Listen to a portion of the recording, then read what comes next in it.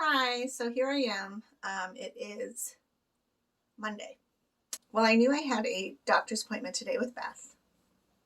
What I totally spaced on was that I needed to keep my bags, my drain bags from yesterday, to take to her today, and urine, so that she could see how much I'm peeing and what is being done in my dialysis.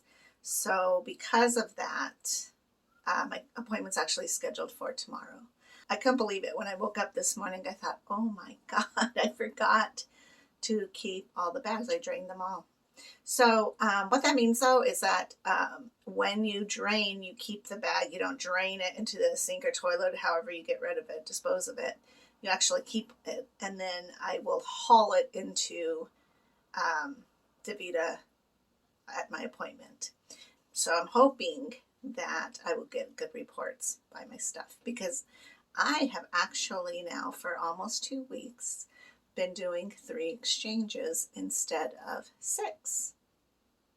Now the reason that is because my dialysis is working well and my kidney is actually functioning somewhat. So with the combination, I can do less exchanges. So I'm hoping that the result will be that I don't have to go back to 4, 5, 6 exchanges a day.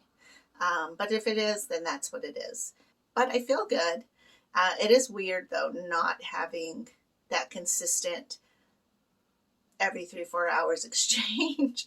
I've been having to really adjust what I'm doing and really adjust my whole thought process. Because for a year now, I've been always like, oh, it's 6 o'clock, it's 9 o'clock, it's 12 o'clock, it's 4 o'clock, it's, and now it's like, what's today? What am I doing? Did I already do 2? Because that's kind of what ends up happening is I get up at like 5, and then if I put a bag in at 5:30, I'm already ready to do an exchange by 9:30. And then by 12, I could do another exchange, or I usually drain. But it's like, I already did 2. Where's my third one going to go? So how I started to do it was I'm actually delaying putting in my first one till 6:30. So I'll be able 6:30, 7:30, 8:30. And then I'll usually do my exchange around 8:30, sometimes 9. So let's say 8:30, 9:30, 10:30, 11:30. I'll usually stretch it to 12.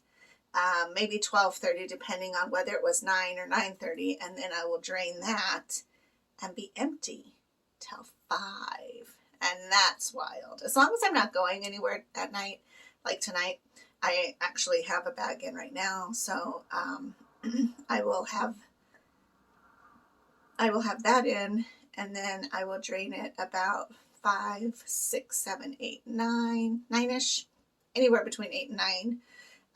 And then, yeah, so that's kind of cool because I don't have to wait till 10 to do the very last one, which honestly kind of gets a little hard sometimes because you do get tired, but I have to do that exchange, which means that I will literally not be in bed before 10:30 because it's at least 20 minutes to drain, plus the setup and the tear down and the drain, all that stuff. So not to be discouraging, but that is just a realistic part of it. But I have been hitting really good numbers. Like my drains have been 23s and 24. I actually had 2 days where I'd hit 26.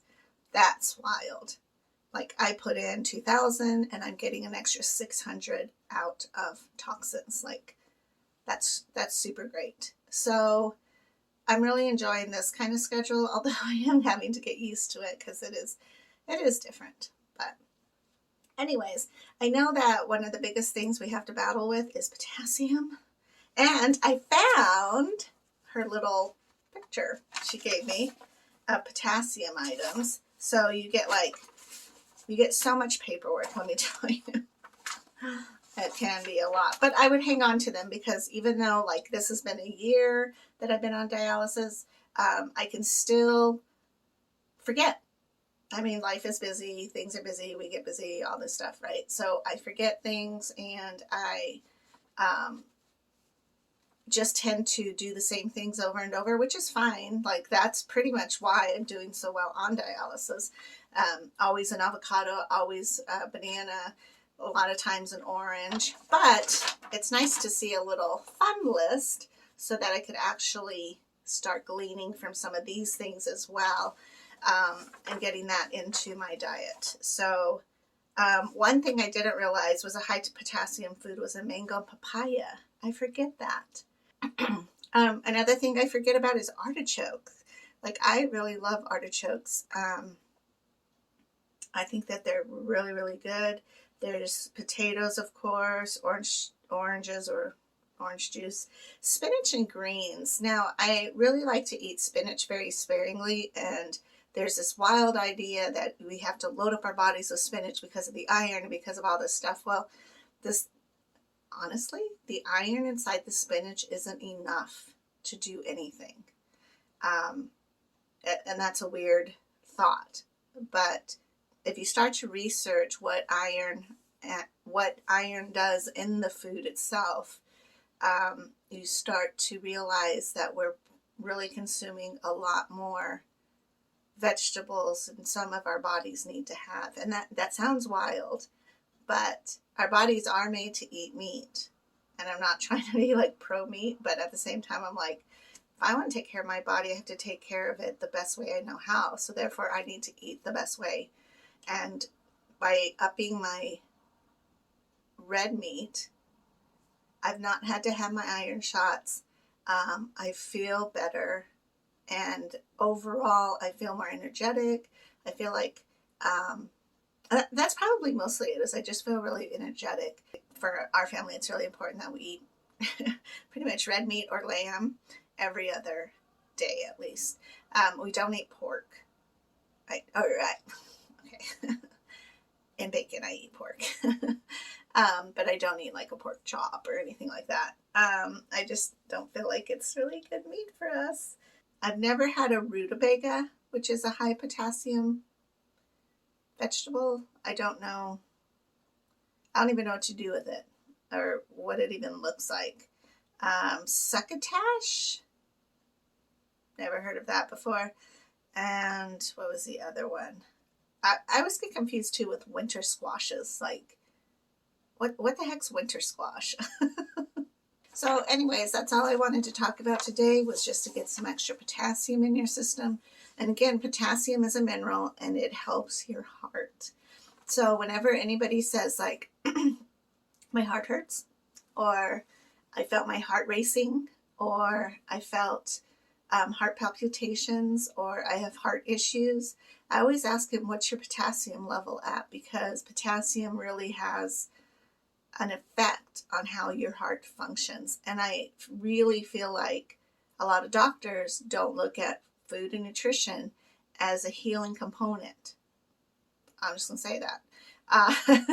And I really think that you should demand to see what your potassium levels are at. And it's simple. It's in your blood work. So it's not like they can't see it. I actually went to a heart specialist because of my heart palpitations. And I asked him, I said, do you think it could possibly be linked to how much potassium I have? And he's like, no, it has nothing to do with that. Your potassium doesn't affect your heart. So I got up after the exam and I never went back. And I called my doctor and I was like, no, I will not go back to them, because for them to say that potassium has nothing to do with your heart, that's so incorrect. And he had talked about putting me on some like heart rhythmic medicines or something. Are you kidding me? No. Plus I have kidney disease. Like, I don't need to be filtering that crap. I obviously did not go back to him, and I didn't listen to him, and I ended up upping my potassium on my own by just eating extra bananas. And they get boring, but you eat them. Extra avocado, and that gets boring, so you buy guacamole. And my potassium went back up. So I can always tell when I've been a little lazy on eating potassium and when I have been vigilant in eating potassium. So it's very important to take care of yourself. It's also important that you are the boss of yourself. You know, I know that we hire doctors, and that's the biggest thing. You hire your doctor, you select your doctor, you select your medical team to take care of you. So if you don't like them or they don't understand you, find somebody else. And yeah, sometimes it takes a lot of work, and sometimes you feel bad, and sometimes you're like, you know, it's unfair, they're mean. I've had lots of doctors who are mean to me, and because they just wouldn't listen. And it's not like I didn't go to medical school, so I don't know, but I do a lot of damn research. And I always question things, and I want to know, like, how is this going to affect my body? Because the reality is that my kidneys are going to filter all of everything that I put inside me. So it's important that I eat and drink and take care of myself the best way I can. And if you're not going to listen to ideas or ways to stay healthy, or ways for me to stay healthy and encourage me to stay healthy, then what's the point of you being my doctor? Thankfully, Beth is awesome. The DaVita team is awesome. My neurologist is awesome. Is it neurologist or nephrologist? I have a really great team, and I'm really blessed that they understand me, they listen, and they can see. You know, they can see how I'm changing my kidney disease lifestyle and becoming better, even though I'm still in it. And it doesn't mean that I don't need transplant. It doesn't mean that I will ever stop dialysis. It just means that it's becoming an easier thing because my body's like, okay, we know what to do because I'm being fed the correct things. So that's all for today. I hope you have a good day, and I will see you guys tomorrow.